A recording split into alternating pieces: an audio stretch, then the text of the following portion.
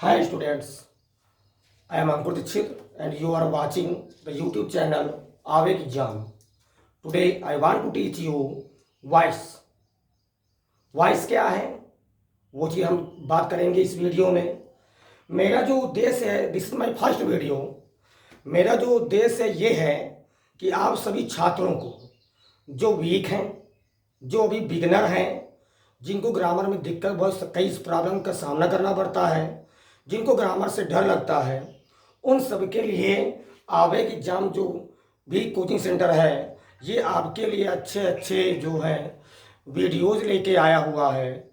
और ये जो वीडियो हैं, इन वीडियो के माध्यम से आप लोग हर चैप्टर वाइज क्या करेंगे, इन सब के बारे में जानेंगे, अच्छा नॉलेज प्राप्त करेंगे। और कभी भी कोई भी कंपटीशन कोचिंग भी आप जब एग्ज़ाम फेस करने जाएंगे तो आप उसको ईजिली बीट कर पाएंगे। तो हमारा प्रयास यही है कि आपको अच्छे से अच्छा बताना, कम से कम वीडियो में उस पूरे लेक्चर को समाप्त करना, ताकि आपको और आसानी से सारी चीज़ें आ जाएं और आप आगे की ओर प्रोग्रेसिव हों। चलिए हम अपने टॉपिक पे आते हैं जिसका नाम है वॉइस। वॉइस का मतलब होगा वाच्य। वाच्य के दो प्रकार होते, एक्टिव वॉइस होता है और पैसिव वॉइस होता है। एक्टिव वॉइस की क्या हिंदी मीनिंग होगी, पैसिव वॉइस की क्या हिंदी मीनिंग होगी, वो हम इस एग्जाम्पल से जान लेंगे। देखो पहला जो एग्जाम्पल लिखा हुआ है वह इनवाइट्स आमंत्रित करता है मुझे। तो हिंदी इस सेंटेंस के निकले वह मुझे आमंत्रित करता है, इसको मैंने कह दिया ये हो गया आपका एक्टिव वॉइस। उसका ये आंसर लिखा हुआ है I am invited by him, इस सेंटेंस को मैंने कह दिया ये पैसिव वॉइस। अभी आपको नहीं समझ में आ रहा होगा कि ये एक्टिव वॉइस की हिंदी सर ने बता दी, लेकिन ये पैसिव वॉइस हुआ कैसे, तो वो चीज़ ध्यान दीजिए। इसी एग्जाम्पल के माध्यम से हम लोग याद करेंगे कि एक्टिव से पैसिव बनाने का कौन कौन से रूल फॉलो होंगे। आप यहाँ देख रहे हो ये जो है आपका पोर्शन ही, ये आपका हो गया सब्जेक्ट, इनवाइट आमंत्रित करना, ये आपकी हो गई मेन वर्ब, मी बराबर मुझे या मुझको, आप सब लोग जानते हैं ये आई का ऑब्जेक्टिव केस होता है, अर्थात ये हो गया हमारा ऑब्जेक्ट। एक्टिव वॉइस में आपने देखा सब्जेक्ट आगे दिया हुआ है और एक्टिव वॉइस में आप ये भी देख रहे हैं कि ऑब्जेक्ट पीछे दिया हुआ है। जबकि पैसिव वॉइस में आपने क्या देखा कि ऑब्जेक्ट जो है वो सब्जेक्ट की जगह पर गया, जो जिसकी जगह पर जाएगा उसी का रूप धारण कर लेगा। जैसे प्रिंसिपल अपनी जगह छोड़ेगा तो वहां पर कोई प्रिंसिपल ही तो आएगा। तो इसका मतलब जब ऑब्जेक्ट को हम पैसिव बनाते समय जब आगे लाएंगे, जब वो सब्जेक्ट के स्थान पर आएगा तो वो सब्जेक्ट बन के आएगा। तो मी का सब्जेक्ट क्या हो गया आई, और ही जो था एक्टिव वॉइस में आगे था, जब ही पैसिव बनाया गया तो वो चला गया मी की जगह, अर्थात हमारे ऑब्जेक्ट की जगह, अर्थात वो ऑब्जेक्ट बना और ही का ऑब्जेक्ट क्या हो गया, हिम हो गया। हमने ये चीज गौर की होगी एक्टिव से पैसिव बनाते समय ऑब्जेक्ट यहाँ आगे आ गया, सब्जेक्ट बन गया, सब्जेक्ट यहाँ पीछे चला गया, ऑब्जेक्ट बन गया। तो इसका मतलब है कि एक्टिव से पैसिव बनाने का पहला नियम ये है, बच्चों याद भी करते जाइएगा, एक्टिव से पैसिव बनाने का पहला नियम ये है कि जब भी हम, ध्यान सुनिए, जब भी हम एक्टिव से पैसिव बनाएंगे तो सब्जेक्ट को ऑब्जेक्ट की जगह रखेंगे, अर्थात ऑब्जेक्ट बना देंगे, और ऑब्जेक्ट को हम सब्जेक्ट की जगह रखेंगे, अर्थात सब्जेक्ट बना देंगे। तो इससे एक्टिव और पैसिव की जो डेफिनेशन है वो भी क्रिएट हो गई। क्या हो गई, एक्टिव वॉइस में सब्जेक्ट आगे था और पैसिव वॉइस में ऑब्जेक्ट आगे आ गया। अब जो आगे आएगा वही क्या करेगा, सेंटेंस का नेतृत्व करेगा, जो आगे रहेगा वही नेता जैसा काम करेगा, आगे आगे चलेगा, तो वही होगा उस सेंटेंस का प्रधान अर्थात मुख्य व्यक्ति। तो हम कह सकते हैं कि एक्टिव वॉइस में आगे हमारा मुख्य था सब्जेक्ट, जबकि पैसिव वॉइस में हमारा मुख्य कौन हो गया, ऑब्जेक्ट। यही ऑब्जेक्ट ही तो यहाँ पर आके बन गया सब्जेक्ट। तो हम एक्टिव से पैसिव बनाते समय ये बोल सकते हैं कि एक्टिव वॉइस वह वॉइस होता है जिसमें सब्जेक्ट की प्रधानता हो। याद कीजिएगा, याद भी करते जाइएगा, केवल वीडियो देखने से काम नहीं चलेगा, आपको लर्न भी करना पड़ेगा। क्या है कि एक्टिव वॉइस वह वॉइस होगा बच्चों जिसमें कि सब्जेक्ट की प्रधानता होती है।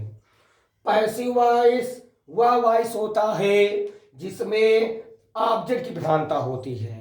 क्या आपको एक्टिव और पैसिव की परिभाषाएं याद हुई? क्या परिभाषा है, फिर से मैं रिवीजन करता हूं। एक्टिव वॉइस बराबर जिसमें सब्जेक्ट की प्रधानता हो, और पैसिव वॉइस बराबर जिसमें ऑब्जेक्ट की प्रधानता हो। तो ये परिभाषाएं आपको याद आ ही गई। अब एक्टिव से ये पैसिव बना कैसे? एक्टिव से पैसिव बनाने के नियम कौन कौन से हैं उनको भी हम याद करते जाएंगे। इसी सेंटेंस के माध्यम से हमें याद हो जाएगा कि एक्टिव से पैसिव बनाते समय कौन सा टेंस किस टेंस में बदल जाएगा। देखो, एक्टिव से पैसिव बनाते समय बच्चों पहला नियम, सब्जेक्ट ऑब्जेक्ट बनेगा, ऑब्जेक्ट सब्जेक्ट बनेगा। पहला नियम याद हो गया। फिर से बच्चों के बाद सब्जेक्ट ऑब्जेक्ट बनेगा, ऑब्जेक्ट सब्जेक्ट बनेगा। एक्टिव से पैसिव बनाने का सेकंड रूल क्या है? आपने यहां पर देखा इनवाइट, इनवाइट की फर्स्ट फॉर्म में यस यस लगा हुआ क्योंकि प्रेजेंट इंडिफिनिट टेंस था। तो वर्ब की यहाँ फर्स्ट फॉर्म, यहाँ पर थर्ड फॉर्म। तो हम कह सकते हैं कि एक्टिव से पैसिव बनाते समय दूसरा नियम ये है कि हम वर्ब की थर्ड फॉर्म का अर्थात तीसरी अवस्था का प्रयोग करते हैं। लेकिन कुछ बच्चे हमसे कह सकते हैं कि सर जैसे कुछ वर्ब होती है, जैसे माना यहाँ पर इनवाइट हो गई, इसकी जो सेकंड फॉर्म होगी वो भी होती है इनवाइटेड, और जो थर्ड फॉर्म होती है वो भी इसकी होती है इनवाइटेड। तो कुछ बच्चे पूछेंगे sir how can we identify the second form और थर्ड फॉर्म, कैसे हम सर पहचान सकते हैं कि ये सेकंड फॉर्म है कि थर्ड फॉर्म है? तो बच्चों आपको बता दें, अगर थर्ड फॉर्म होगी तो थर्ड फॉर्म के पहले हेल्पिंग वर्ब दी होगी। अगर हेल्पिंग वर्ब दी हुई है तो वह वर्ब आपकी थर्ड फॉर्म है। अगर हेल्पिंग वर्ब नहीं दी हुई है तो वो आपकी कौन सी फॉर्म है? सेकंड फॉर्म है। तो आप लोग you are seeing here helping verb देख रहे हैं आप यहाँ पर, so we can say it is third form, second form नहीं है। तो एक्टिव से पैसिव आते समय बच्चों एक बार फिर से नियम याद करते हैं। एक्टिव से पैसिव आते समय सब्जेक्ट को ऑब्जेक्ट बना देंगे, ऑब्जेक्ट को सब्जेक्ट बना देंगे। सेकंड रूल, एक्टिव से पैसिव बनाते समय वर्ब की हम तीसरी अवस्था का प्रयोग करेंगे। तीसरा नियम एक्टिव से पैसिव बनाते समय कि एक्टिव से पैसिव बनाते समय ऑब्जेक्ट के पूर्व हम बाय का प्रयोग करेंगे। तीनों नियम बच्चों आपको याद हो गया। कौन से तीन नियम थे? सब्जेक्ट ऑब्जेक्ट बनेगा, ऑब्जेक्ट सब्जेक्ट बनेगा, वर्ब की तीसरी अवस्था लगेगी, और ऑब्जेक्ट के पहले बाय लगेगा। अब यहां पर बच्चों ये आखिर यहां एम आया तो कैसे आया? ये चीजें हम टेंस, कौन सा टेंस पैसिव में एक्टिव से पैसिव बनाते हैं तो कौन सा टेंस किस टेंस में जाता है उसका नियम ये लिखा हुआ है, चेंज इन टेंसेज। यदि आपको ये नियम लिखने हैं तो वीडियो को तुरंत ही पॉज करें और पॉज करके इन सारे नियमों को, एग्जाम्पल्स को आप राइट कर सकते हैं, लर्न कर सकते हैं। फिलहाल हमारा प्रयास तो यही है कि आपको यहीं पर वीडियो के माध्यम से तुरंत ही याद हो जाए। तो देखिए कौन सा टेंस किस में जाएगा, एकदम सिंपल सा तरीका बच्चों, वो ना खूब सारा बड़ा सा तरीका नहीं बताएंगे, बस दो नियमों का एकदम छोटा सा नियम। कॉन्टिन्यूअस टेंस को छोड़कर कोई भी कॉन्टिन्यूअस हो, जैसे कि ये present continuous, past continuous, future continuous, और जैसे present perfect continuous, past perfect continuous, और आपका जैसे हो गया ये फ्यूचर परफेक्ट ही है, शैल हैव, विल हैव, और इसका परफेक्ट कॉन्टिन्यूअस जो होगा वो बीन लग जाएगा, shall have, been, will have been. तो ध्यान दे बच्चों, ध्यान दीजिए, क्या नियम लिखा हुआ है कि किसी भी कॉन्टिन्यूअस टेंस को छोड़कर, ये कॉन्टिन्यूअस, ये कॉन्टिन्यूअस, ये कॉन्टिन्यूअस, ये चौथे नंबर वाले कॉन्टिन्यूअस है तो परफेक्ट कॉन्टिन्यूअस, लेकिन है तो कॉन्टिन्यूअस ना। तो किसी भी कॉन्टिन्यूअस टेंस को छोड़कर जितने बाकी टेंस बचते हैं सब अपने आगे वाले टेंस की सहायक क्रिया ले लेंगे, अर्थात अपने आगे वाले टेंस में बदल जाएंगे। जैसे ये इंडेफिनिट टेंस हो गया, ये चला गया कॉन्टिन्यूअस में।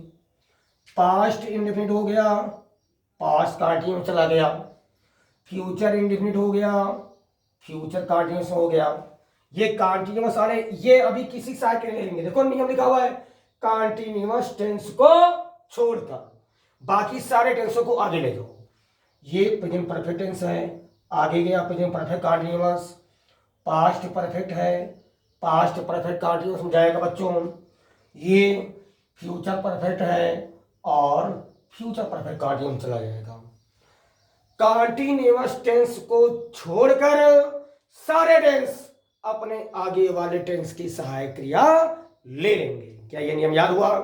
कौन सा नियम है? कौन सा टेंस किस में जाएगा? सिंपल सा नियम, कॉन्टिन्यूअस टेंसेज को छोड़कर, कोई भी कॉन्टिन्यूअस टेंस हो उसको छोड़कर बाकी सारे टेंस अपने आगे वाले टेंस की सहायक क्रिया ले लेंगे। तो अब कॉन्टिन्यूअस करेगा क्या? तो कॉन्टिन्यूअस किसी भी टेंस की सहायक क्रिया पैसिव में बदलते समय नहीं लेगा। कॉन्टिन्यूअस टेंस करेगा क्या? अपनी जो भी हेल्पिंग वर्ब होगी वो अपनी हेल्पिंग वर्ब के साथ बीइंग लगा लेगा। अर्थात ये कॉन्टिन्यूअस हो गया, ये पैसिव वॉइस में रहेगा, कॉन्टिन्यूअस में ही अपनी सहायक क्रियाओं के साथ बीइंग लगा लेगा। ये कॉन्टिन्यूअस हो गया, अब ये अपनी सहायक क्रियाओं के साथ बीइंग लगा लेगा। ये कॉन्टिन्यूअस हो गया, ये भी अपनी सहायक क्रियाओं के साथ बीइंग लगा लेगा बच्चों।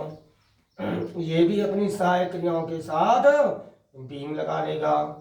ये परफेक्ट कॉन्टिन्यूअस पास्ट हो गया, ये भी अपनी सहायक क्रियाओं के साथ, सहायक क्रिया ही इसके साथ है तो बीइंग लगा लेगा। सैड है बीन, विल है बीन हो गया, तो ये भी अपनी सहायक क्रियाओं के साथ क्या लगा लेगा? बीइंग लगा लेगा।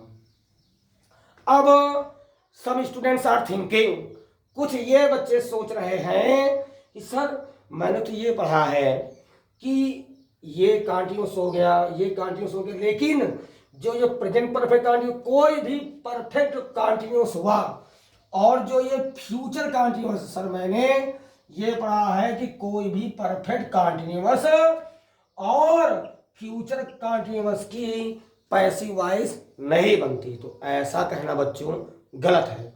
यदि आवश्यकता पड़े तो हम इन सारे टेंसों की भी पैसिव बना सकते हैं, लेकिन ऐसा कहना गलत है कि केवल 8 टेंसों की पैसिव वॉइस बनती है और 12 टेंसों की पैसिव वॉइस नहीं बनती है।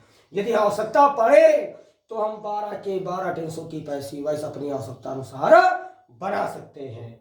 तो बच्चों क्या आपको यहाँ पर व्हाइट बोर्ड में जो कुछ लिखा हुआ है, क्या आपको मैंने जो समझाया समझ में आया? क्या लिखा हुआ है फिर से मैं एक बार रिवीजन करता हूँ। वॉइस चैप्टर मैं आपको पढ़ा रहा हूँ। वॉइस जो है वो 2 पार्ट्स में डिवाइड किया जाता है। The first part is active voice, the second part is passive voice. Active voice का एग्जांपल ये आपके समझ, पैसिव वॉइस का ये। एक्टिव से पैसिव बातें समय मैंने क्या बताया? एक्टिव में सब्जेक्ट आगे रहेगा, अर्थात एक्टिव वॉइस बराबर जिसमें सब्जेक्ट की प्रधानता हो। पैसिव वॉइस में ऑब्जेक्ट आगे आ जाएगा, अर्थात जिसमें ऑब्जेक्ट की प्रधानता हो। ये परिभाषाएं हो गई। एक्टिव से पैसिव बातें समय नियम क्या है? सब पहला नियम सब्जेक्ट ऑब्जेक्ट में, ऑब्जेक्ट सब्जेक्ट में। सेकेंड रूल वर्ब की third form. Third rule object के पहले बाय। अब कौन सा टेंस किस में जाएगा? सारे टेंस अपने आगे वाले टेंस में चले जाएंगे, केवल कॉन्टिन्यूअस टेंस अपने आगे वाले टेंस में नहीं जाएगा। वो केवल पैसिव बनाते समय अपनी सहायक क्रियाओं के साथ बीइंग का यूज करेगा। देखिए आप लोग, प्रेजेंट इंडेफिनिट क्रिया में एस और ईएस इसमें ऐड है ना, तो ये प्रेजेंट इंडेफिनिट टेंस हो गया। तो इंडेफिनिट कोई कॉन्टिन्यूअस टेंस होता नहीं। कॉन्टिन्यूअस केवल किसी टेंस की सहायक क्रिया नहीं लेगा या आगे नहीं जाएगा, लेकिन इंडेफिनिट टेंस है नहीं, ये तो आगे जा सकता है। तो ये कौन सा इंडेफिनिट है? Present indefinite. और मैंने कहा कि कोई भी टेंस होगा अपने आगे वाले टेंस में खाली कंटीन्यूअस टेंस नहीं होना चाहिए। तो ये हो गया आपका प्रेजेंट इंडेफिनिट। तो प्रेजेंट इंडेफिनिट के आगे बच्चों क्या आता है? Present continuous. और प्रेजेंट कंटीन्यूअस बराबर क्या होता है बच्चों? इज एम आर होता है। और तो हमारा सब्जेक्ट क्या है? आई। तो आई के अकॉर्डिंगली क्या लग गया? इज एम आर में एम लग गया। देखो एक टेंस आगे चला गया, चला गया। कोई भी कंटीन्यूअस टेंस होगा उसको केवल छोड़ करके प्रत्येक टेंस अपने आगे वाले टेंस की सहायक क्रिया ले लेगा। तो बच्चों आज के वीडियो में बस मैं फर्स्ट वीडियो में आपको यही सब चीजें बताना चाहता हूं। इन सबको आप पास करके बढ़िया सा नोट्स बना लीजिएगा। हम जब आगे के वीडियोस में जारी करूंगा या नोट डालूंगा तो आपको इसके आगे का पार्ट भी बता दूंगा। ओके बच्चों।